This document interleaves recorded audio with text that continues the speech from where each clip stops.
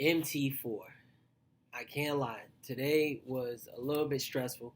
Still not as hard as MT1 and 2, but we had the same instructor and I learned a lot, which I believe is the most important part, but I wanted to finish. And we didn't finish because he spent a lot of time talking to us during the sim session and also made us repeat stuff like what I would say they're important. Don't get me wrong, but there are things that I thought that could have probably been debriefed, like when we went missed and we forgot to set the missed approach altitude on a non-precision. Yes, that's important. I agree, but that was something that I thought we could probably. I've seen other instructors debrief it so we could move on, but instead we shot the whole approach again. But moving on, so what he talked about in the brief was not letting the FO run the checklist, like be interactive. So like if we're running a checklist for a I don't know evacuation, and the FO's calling out all this stuff and doing it, make sure you're verifying what he's doing. If he's saying what did I say evacuation, I don't know. I don't remember it's on that checklist, but if he's saying give me something, I can't think right now. I've been thinking all day. Uh,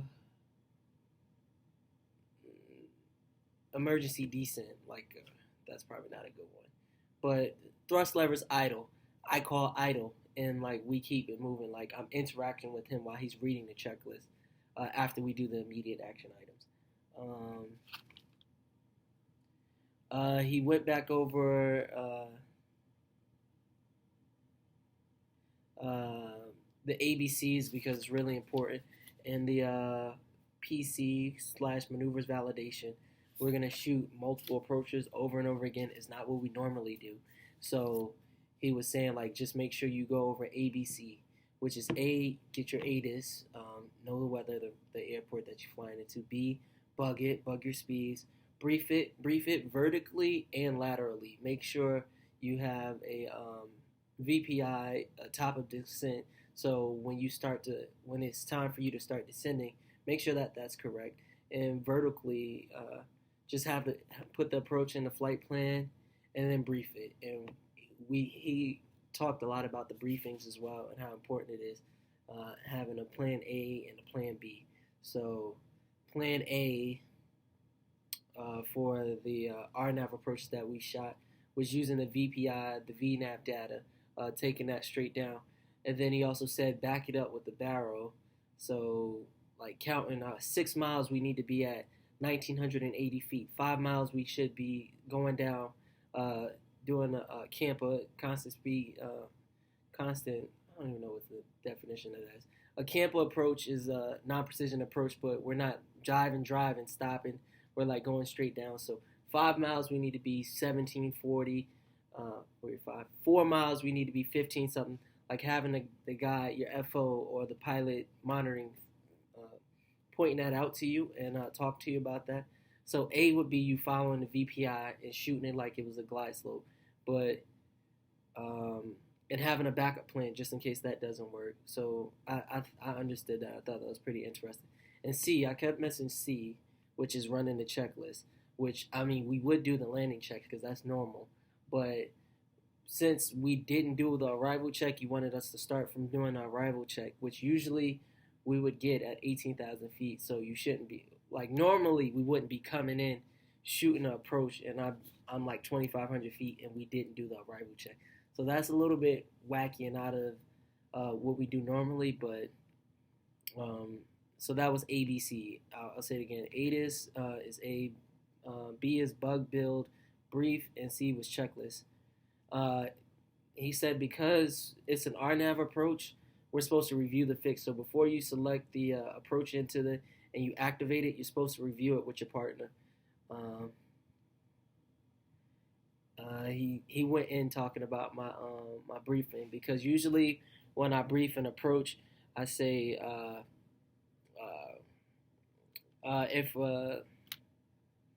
if we have to go around, we'll go around with the tower, and then we'll call out standard procedures. Or if we have to fly the published miss, and then I'll read the published miss, which is on the approach plate. But he was saying that if you're clear for a visual, you can go around and then talk to the tower. But if you're going around, you probably aren't. First thing you're gonna do is go around, and then you're gonna fly the published miss, unless you talk to tower. But if it's a lot going on, you just automatically fly the published miss because you're not visual. So that was something I learned. I thought that was pretty interesting. If you're clear for the ILS, you fly them. Oh, I talked about that. While your briefing pilot monitor is verifying it in the FMS, talked about that. At 1,000 feet, we should be stable. Focus on approaching minimums. Oh, that was interesting too. So we're shooting a non-precision approach. I like to talk about with the barrel. So 6 miles, we're 1980. 5 miles, we're 17 something. 4 miles, we're 15 something. Once we start getting close, 4 miles, 3 miles, and 2 miles, I think the 2 mile range, you were under 1,000 feet. 1,000 feet clear to land. One of the common mistakes that people make is they keep following that barrel coming down, and you forget the most important part, which is to call out approaching minimums and go minimums. And then if you don't see the airport, go around. So what he said what he would do is if someone got stuck, like continuing to call out 2 miles, and he would just lower the weather, so they would just pretty much fly it right to the ground because they never called minimums. So at 1,000 feet, you should switch over to just looking for the approaches minimum, the altitude, and then the minimums. Make sure we brief when you configured. I talked about our company profiles during my brief, so I missed that, but make sure that I do that. And when to set the missed approach, which we missed once. VBM, we talked about some more. And that's pretty much it. So far we've been doing good. It's just a little bit frustrating because we didn't get to finish. But like I said, I did learn a ton, which I keep learning. Like, we got really good instructors, so I can't be mad about that.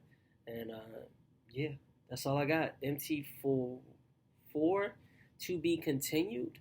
I don't know what's going to happen tomorrow. We'll probably do 4, turn it into 5, or maybe we'll finish it. But we have no flat landings left. I didn't tell you what we did. We did some RNAV approaches. We did aborted takeoffs. We did uncommanded swerving. Wind shear. Oh, my God. Oh, wind shear was pretty funny, because the wind shear that we did was really aggressive. We did wind shear during takeoff, which that went fine. The wind shear that I got on the approach to landing was very aggressive. The instructor said after in the debrief, he said that's basically one of the wind shear events that happened. They just took an accident that happened due to wind shear where a crew flew into thunderstorms and they weren't unable to control it and they crashed the airplane. So the simulator simulated that, and long story short, we're flying along, we're coming down, we're like 1,400 feet, we start getting wind shear. So 1,400 feet, now my speeds, we're coming into the headwind, so now my speed, flaps 45 is 145, my speed starts to come up to 150, so I'm pulling power back. Oh, hey, like the Matrix. I'm pulling power back, now we're at 160. Normally we go around because this is unstable, but he's like, don't disregard that. So we go through the 1,000 feet even though we're not stable. And we keep going. And then, all right, now it starts to level off and it starts to be calm. The calm before the storm. And next thing you know, we're just flying. Look at my plane. It's all cute. And next thing you know, the plane just drops like this, like a roller coaster. I low-key lost it for a second. I was like, oh! So I'm pulling up. And then I get the shaker. And then I push. The pusher, it just comes back, and I'm like, oh, but we keep going to the ground, and my partners, he's like, 400 feet, 300 feet, and I pull up some more, and then the pusher comes back. Next thing you know, it just drops, and then I just watch the RA go from 50, 40, 20. I can't lie. I close my eyes. I'm like, I'm dead. This is it. Jesus, take the wheel. And I give it one last pull. And we come up, and we actually took back off at 20 feet above the ground. And the instructor said he had it set to crash. So I think God was on my side when that happened, but whatever. And then came back, did it again. It was really really aggressive, but it was a good time as well. What we have left, we have a circle to land into Newark. Circle to land into Newark, no flat landings, and I think we got something else to do. Oh, we shot cat twos. I didn't get to my cat twos, so we got to do that too. We do. My partner did a cat two to a missed approach. We first one we lost the glide slope, automatically go around. Max up 5.9. 5.9. The second one we got close to minimums. Called minimums. We didn't have no. We called minimums, but we saw the airport, so he decided to land at 50 feet. He took the visibility away. We went around. Third one, he landed, which was pretty cool. So that's pretty much it. This one got a little long, but yeah, that's all I got for y'all. See ya!